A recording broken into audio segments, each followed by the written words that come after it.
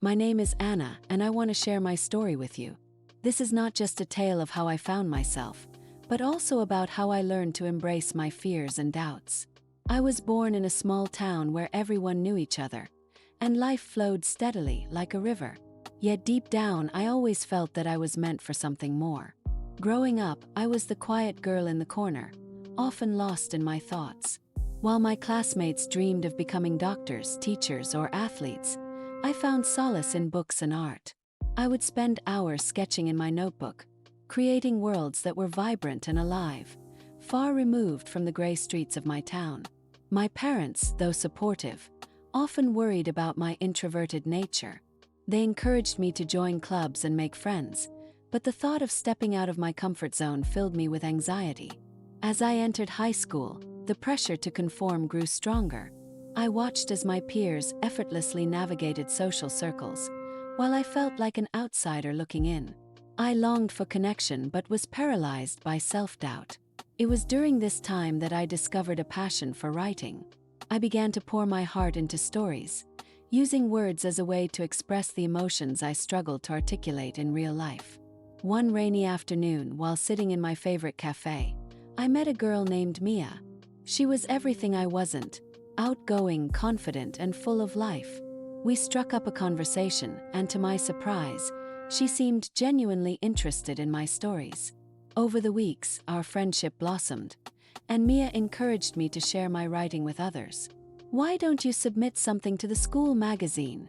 she suggested one day, her eyes sparkling with excitement. The thought terrified me. What if they didn't like it? What if I was ridiculed? But Mia's enthusiasm was infectious, and after much hesitation, I decided to take the plunge. I submitted a short story about a girl who embarks on a journey to find her true self, a reflection of my own struggles. To my astonishment, my story was published. The day the magazine came out, I felt a mix of pride and fear. What would my classmates think? But as I walked through the halls, I was met with smiles and compliments. For the first time, I felt seen. Encouraged by this newfound validation, I began to write more. I joined the school's literary club, where I met other aspiring writers who shared my passion. We would gather every week, exchanging ideas and critiquing each other's work. It was a safe space where I could express myself without fear of judgment. As the months passed, I started to come out of my shell. I began to participate in class discussions, voice my opinions, and even perform at open mic nights. Each small step felt monumental, and with every word I wrote, I felt a little more like myself. But just as I was beginning to find my footing, life threw me a curveball. My family received news that my grandmother, who had always been my rock, was diagnosed with a serious illness. The news hit me hard. I felt lost and helpless, unsure of how to cope with the impending loss. Writing, which had once been my refuge, now felt like a burden. In the weeks that followed, I struggled to find inspiration.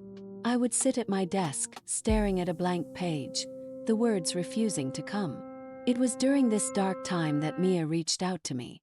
She could sense my pain and offered to spend time together, to help me process my feelings. One evening, we sat on the rooftop of her house, watching the sunset paint the sky in hues of orange and pink. "It's okay to feel sad, Anna," she said softly. "You don't have to pretend to be strong all the time." Her words resonated with me. I realized that I had been trying to put on a brave face, to be the person everyone expected me to be. But in doing so, I had neglected my own feelings. That night, I allowed myself to cry, to grieve for my grandmother, and to acknowledge the fear that had been consuming me. With Mia's support, I began to write again, but this time my words were raw and honest. I poured my heart into poems about loss, love, and the complexities of life. Writing became my therapy, a way to process my emotions and find solace in the chaos. As my grandmother's health declined, I made it a point to spend as much time with her as possible. I would sit by her bedside, reading her my stories and sharing my dreams. She would listen intently, her eyes sparkling with pride. "You have a gift, Anna," she would say, her voice soft but firm. "Never let anyone take that away from you." Her words became a mantra for me, a reminder that my voice mattered. As I navigated the complexities of grief, I found strength in my writing. I began to explore themes of resilience and hope, weaving my grandmother's wisdom into my stories. Each piece I wrote felt like a tribute to her, a way to keep her spirit alive even as I faced the reality of her illness. As the school year progressed, I decided to enter a regional writing competition. The theme was Finding Light in Darkness, and I felt compelled to write about my journey through grief and self-discovery. I poured my heart into the piece, drawing from my experiences and the lessons I had learned from my grandmother. When the day of the competition arrived, I was a bundle of nerves. I stood backstage, listening to the other contestants read their work, each story more powerful than the last. I felt small and insignificant, but I reminded myself of my grandmother's words. I took a deep breath and stepped onto the stage. As I read my story, I could feel the audience's attention shift. I spoke about loss, love, and the importance of embracing our emotions. I shared how writing had become my lifeline, a way to navigate the storm within me. When I finished, there was a moment of silence before the audience erupted into applause. I felt a wave of relief wash over me, and for the first time in a long time, I felt proud of my vulnerability. To my astonishment, I won the competition. The judges praised my ability to convey deep emotions and connect with the audience. As I accepted the award, I thought of my grandmother, wishing she could have been there to see it. I knew she would have been proud. In the months that followed, I continued to write and share my work. I started a blog where I posted my stories and poems, and to my surprise, I began to receive messages from readers who resonated with my words. They shared their own experiences of loss and healing, and I realized that my writing had the power to connect people in ways I had never imagined. As summer approached, my grandmother's health continued to decline. I spent every moment I could with her, cherishing our time together. One afternoon, as we sat in her garden, she took my hand and looked into my eyes. "Promise me you'll keep writing, Anna.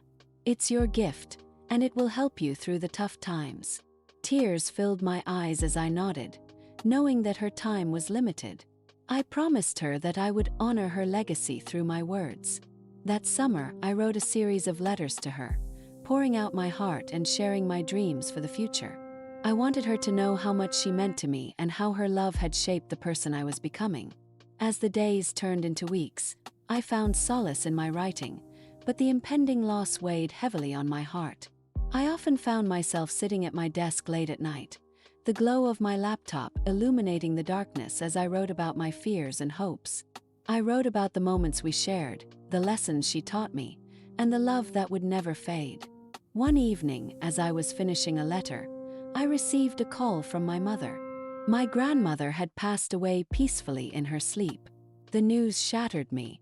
I felt a deep ache in my chest, a void that seemed impossible to fill.